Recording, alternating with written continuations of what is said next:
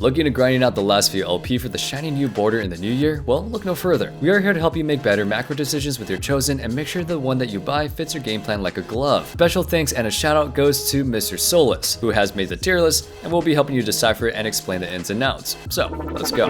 So, welcome back to another ProGuides CFT video. Today we're going to be talking about set 4's core mechanic, Chosen. Looking over all champions, some are good chosen, some are worse, and some are just downright useless. Don't forget though, TFT is a game that changes every lobby. You can take a chosen champion that is do not play, it's the bottom 4 category, and get it first by playing it right. It's just going to be so much harder to do so, and with good opponents, it's probably not going to happen. Having said that, we'll be keeping Solus's tiers and delving more into what each one means, and how you are expected to play after you've gotten each chosen. Before we dive right on in, I just want to let you guys know that we have a Discord community and a new subreddit that's growing really fast. We have you to thank for that. We really want to continue building our community and help you guys be a part of it. Make sure you check the link in the description down below. See you there. Speaking of chosen, our question of the day is, what is the most unlikely chosen that you got the first with? For us, it was Irelia. Granted, Talon did most of the carrying, but you know, she helped. Let's look over the tier list then. Level 9 chosen.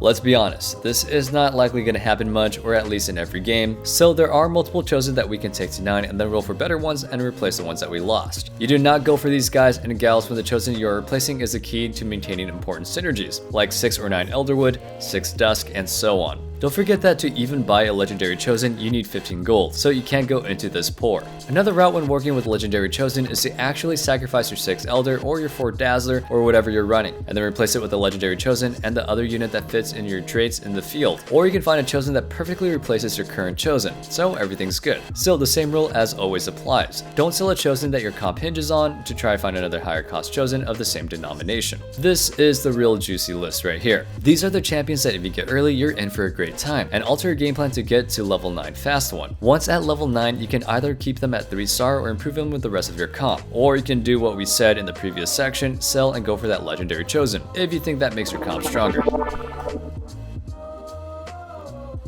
Let's go ahead and start with Maokai and Lulu. They are part of the same comp for the most part, Elderwood. Maokai likes to be in that comp and either traits chosen. If Lulu is a mage, it's worth playing in a mage-centric comp. Usually 3 mages, so you just need another one, like Veigar. You can still play Elderwood with Veigar carry and you do not have to have another mage in, which is excellent. You can then keep another Lulu to have Elderwood, get to 9, and then lots of legendary chosen are good for you, including Lilia, Ezreal, and of course, always good Yone or Kayn. Teemo is a carry of chosen, and you can play Teemo 3-star sharpshooter comp. Build him up and let him loose. If you do not want to play that comp, keep him at 2-star and go to 9 quickly, riding on the win streak that you can get with him, and then sell and then move on to the legendary chosen. Yone does well with Teemo items if you give blue buff and AP items. If you go the Zeke's Chalice route, then Ezreal, Azir, and Lilia chosen would all like to have a word. Overall, love me some Teemo.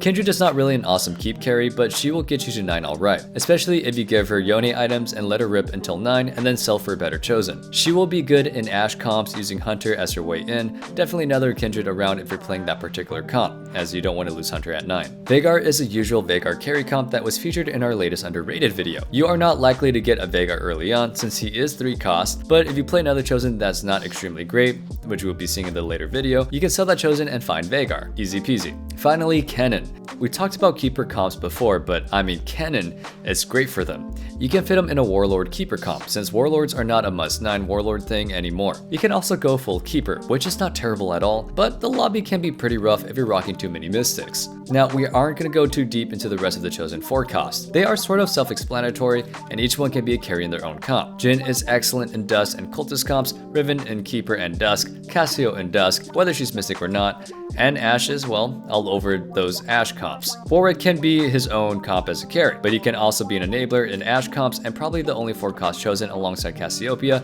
that you might ditch at level 9. Replace him with some non-chosen champion and hunt some legendaries. That's it for this row. Pay really attention to the next ones as they might save your games in the brink of defeat.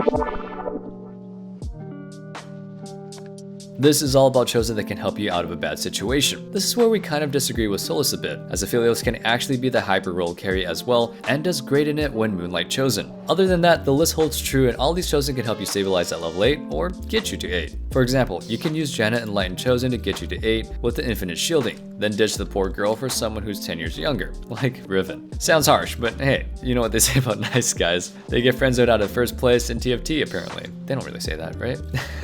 Maybe not play the field too much in real life, but in TFT, it's allowed. The 4 costs chosen in this row are all Stabilization chosen only. When you roll at 8 and you're trying to find a way out of bottom 4, that's who you pick. If they don't fit your comp, you might even skip them, especially if you don't have items for someone like Talon. Be careful with your Toyz, as it may not stabilize you at all. Roll at 7 chosen. This row focuses on chosen that you get and dispose of at about 4-1 when you get to level 7. 7 is not as good as a roll down as it used to be, but these champions don't really have the mileage to get you much further before and run out of gas as your opponent overtakes you. However, they are all early game wreckers, especially with items. We went over what items each one should have in our latest chosen video, so definitely check that out for a more in-depth guide. All of them can use different items that can define what comp they're gonna play. Keep in mind that rolling at 7 will most likely net you a 2 cost or 3 cost chosen, and we already saw which one is good amongst that crowd, so itemize accordingly. For example, getting a Morellos and GA Garen can make a chosen cannon work well for you later. Or if you get a Gunblade, Blue Buff, Pike, or even Fiora, you can give those items to Veigar or Kindred with great results down the line. Be really careful with greeting it out with this sort of chosen, as you might start losing really badly, taking damage that you could have not been taking if you rolled at 7. Use their early game power and their win streaks and then replace. Roll at 3-2 chosen. I mean, you can just not buy those when you see them. There is a really strong case for buying the first chosen you find and going off there, but that's not true in every lobby. What you can do instead is scout. If you see a relatively strong lobby, definitely buy any chosen that you see. A strong lobby at that point kind of means somebody that has premier hyper roll chosens like Diana and Yasuo. If you see things like that, better buy what you can see. Elise and TF usually give out that cultist early for Galio, meaning that you're probably going to be cruising through stage 2. Mage TF is pretty good as well, effectively one-shotting stuff. All of these champions drop off like stones in stage 3 though, so make absolutely certain that you sell them at 3-2 when you get to level 6, since by having them, you are barring yourself from getting a better chosen. So don't be your own worst enemy and sell them or you'll regret it. Hyper roll chosen. This is pretty self-explanatory, guys and gals. These chosen are here to rumble and they'll carry the game for you, if given the chance. Notice that they're still all 1 cost with the exception of Zed and Aphelios, at least in our opinion. Now, these champions are really item dependent. You cannot play them without their specific items or as close to them as possible, or you'll have a lot of difficulties with their scaling. A good example is Yasuo without Quicksilver or Zed without RFC and Quicksilver. Even among them, there are better and worse ones. Vayne is not the absolute best and can be pretty iffy in lobbies that shut her out too quickly or when you get imperfect items, like no defensiveness or no Hurricane. Yasuo likes to play with his usual duelists, and Diana with her Moonlight Adepts. Vayne is Dusk Sharpshooter and so on. Their comps are pretty set in stone, so once you're in, you're in. No looking back. You want to stay at level 4 and 5 as long as possible with those, until you hit the required 3 stars. For Moonlight Diana, you want 2 3 stars for Moonlight to work and give you a 4-star of course. FF chosen. Nope, these are not Final Fantasy chosen. As we said in the intro, we can make those work for a bit. You can treat them as any of the above categories they would normally belong to, like Nicolai would be a strong early chosen, as either trait, as you can sell her both at levels 6 or 7. This depends on the lobby and the rest of your luck rolling. This row is just there to caution you out of going into rabbit holes like Nami chosen without proper items, Yumi without blue buff, and so on. But remember, statistics do not lie too much. If you made one of these chosen work once or twice, good for you, but you're gonna find it difficult to rank up with them.